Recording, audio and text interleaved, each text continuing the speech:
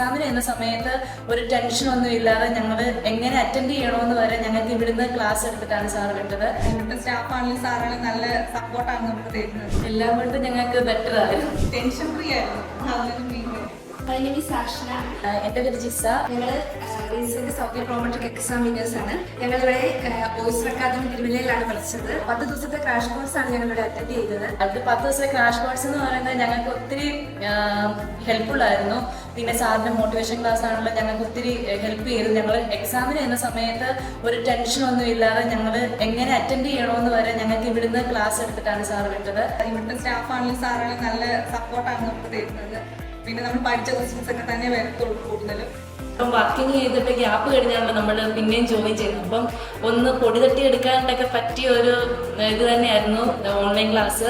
അതിനകത്ത് ദിവ്യാമൊക്കെ ഞങ്ങളെ കുറേ ഹെൽപ്പ് ചെയ്തിട്ടുണ്ട്. കുറേ MCQs ക്വസ്റ്റ്യൻസ് ഒക്കെ ഞങ്ങൾക്ക് ഒത്തിരി തന്നിട്ടുണ്ടായിരുന്നു.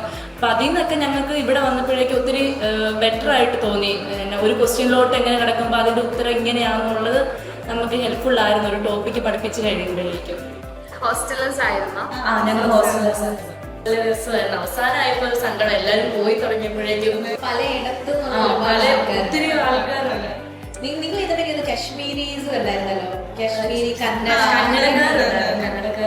എന്റെ ഫ്രണ്ട്സ് വഴിയാണ് ഞാൻ ഓയിസ്റ്റർ തിരഞ്ഞെടുത്തത്. അന്നേരം അവർ തന്നെ പറഞ്ഞു എന്തുകൊണ്ടും ഓയിസ്റ്റർ ചൂസ് ചെയ്യാൻ ബെസ്റ്റ് എന്ന് പറഞ്ഞു.